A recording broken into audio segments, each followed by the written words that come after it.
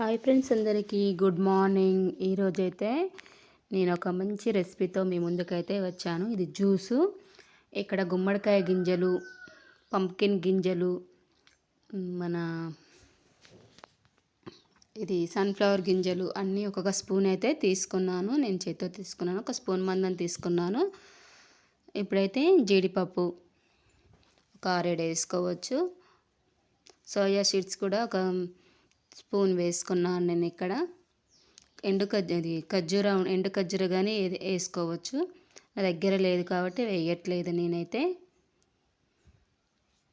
ఇవన్నీ మంచిగా కలిసేటట్టు వాటర్ అయితే పోసుకుంటున్నాను.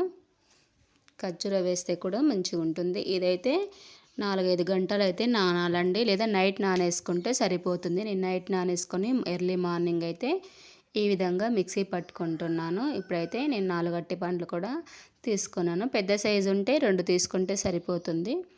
ఒక్కరమే తాగాలంటే ఒక్కటి వేసుకోవచ్చండి. మేమైతే పాలు ఇదంతా మంచిగా మిక్సీ పట్టుకొని పాలు పోసుకుంటే ఈ విధంగా అయితే వస్తుంది కదా.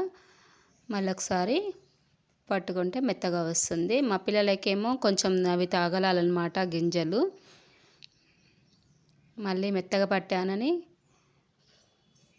పట్టి గ్లాస్లో వేసుకుంటున్నాను. దీనివల్ల యూజ్ ఏంటంటే జుట్టు రాలే సమస్య తగ్గుతుంది, స్కిన్ కూడా చాలా మెరుగుపడుతుంది. ఒక నెల రోజులు వాడి చూడండి, ఖచ్చితంగా జుట్టు రాలకుండా ఉంటుంది, మంచిగా పెరుగుతుంది కూడా.